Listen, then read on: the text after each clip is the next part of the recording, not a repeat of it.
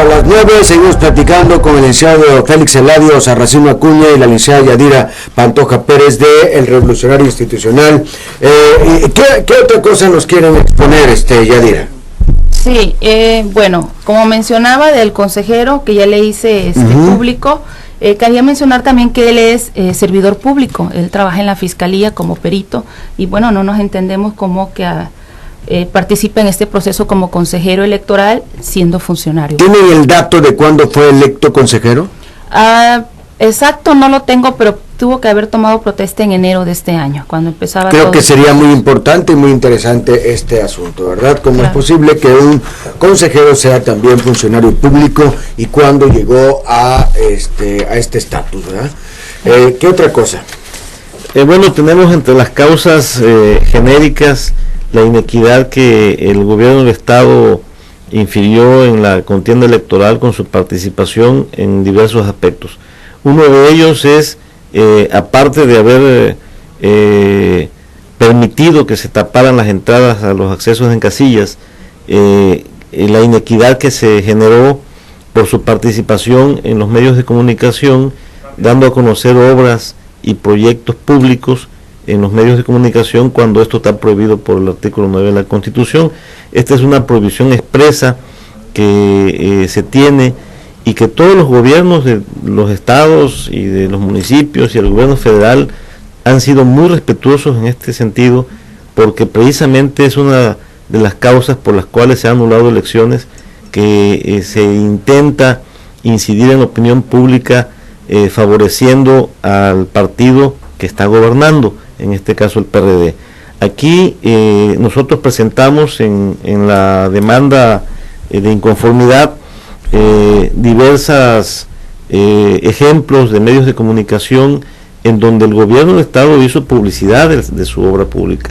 Por ejemplo, se dio una conferencia de prensa relacionada con la instalación de 600 cámaras en pleno proceso electoral, cuando precisamente dentro de la valoración en la opinión pública, el gobierno del Estado deja mucho que desear en la parte de seguridad y que es algo que estaba incidiendo en la elección.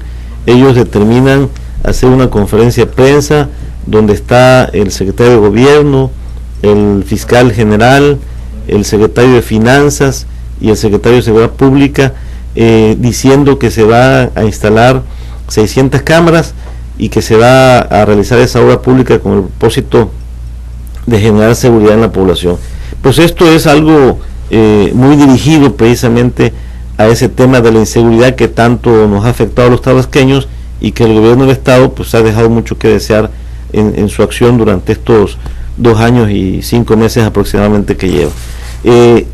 Durante todo el proceso electoral, durante toda la campaña, el gobierno del Estado estuvo haciendo publicaciones de obras, de acciones, de logros supuestos en muchos sentidos, incluyendo hasta incrementos salariales que se dieron como parte de una campaña de publicidad para favorecer al partido que gobierna, que es el PRD, a través de el gobernador Arturo Núñez Jiménez.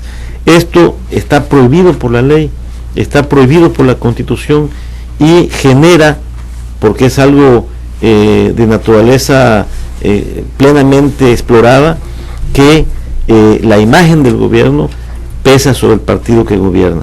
Y por esto el gobierno del Estado decidió dar amplia publicidad a sus acciones con el propósito de incidir en la opinión pública y de generar un porcentaje de aceptación mayor a sus acciones y a su partido, el de la Revolución Democrática. Creo que esta inequidad tendrá que tener una consecuencia, porque el gobierno del Estado pues está obligado a cumplir la ley y a no participar en el proceso electoral conforme lo señala la Constitución y la ley electoral. Tenemos también que existió un exceso en el gasto de campaña del candidato del PRD. Tenemos documentados en la demanda más de 30 espectaculares que por sí mismos y durante el tiempo que estuvieron expuestos y que nosotros estamos verificando mediante notario público, que ya se hizo la fe de hechos, que se aportó a la demanda. Con ese solo hecho se sobrepasa el tope de campaña. A esto hay que adicionarle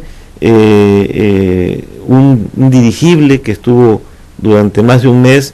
El dirigible no solamente tiene un costo de renta, sino también un costo de mantenimiento.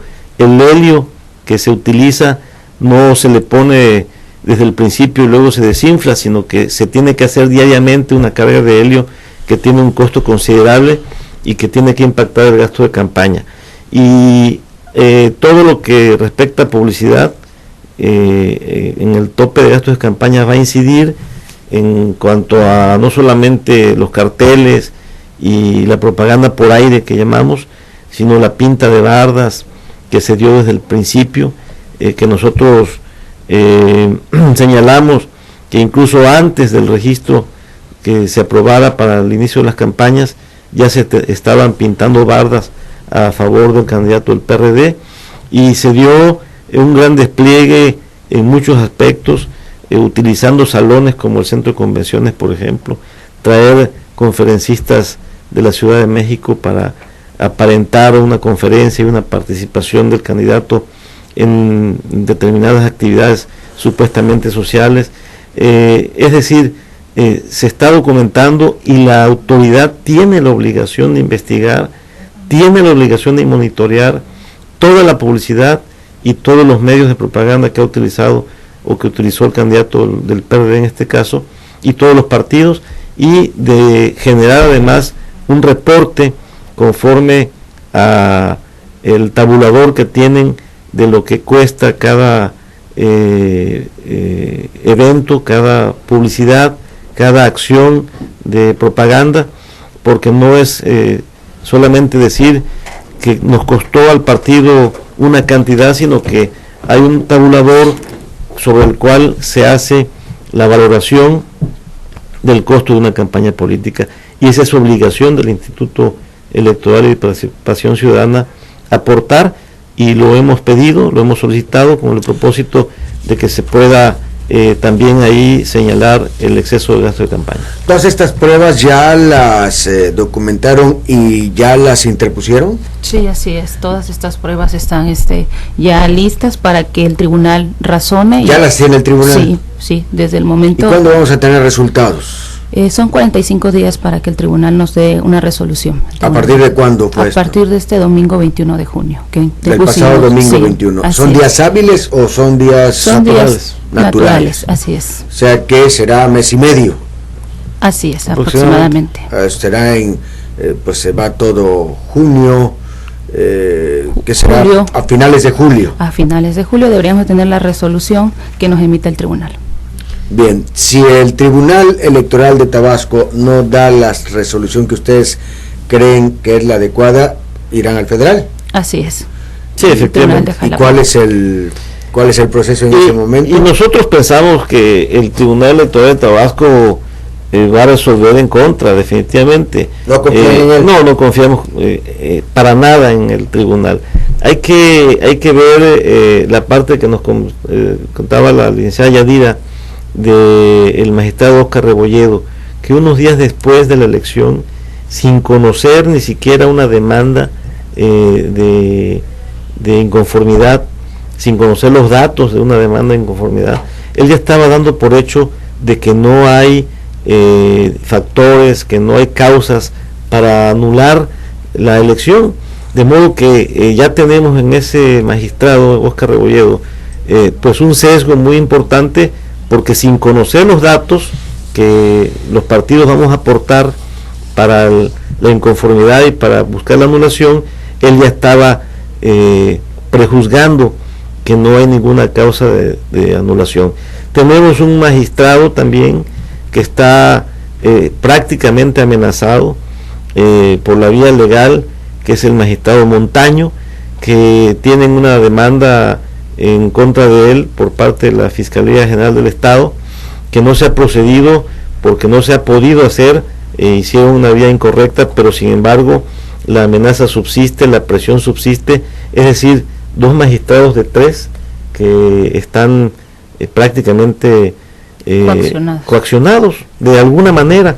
Uno que lo demuestra mediante una opinión ilegal, porque no tiene ante sí todavía la demanda ni las pruebas, y el otro, bueno, pues que tiene una presión judicial en su contra, que estamos considerando que, bueno, él tendrá que asumir ahí la parte de responsabilidad que le toca como magistrado electoral y no dejarse influenciar por esas cargas negativas.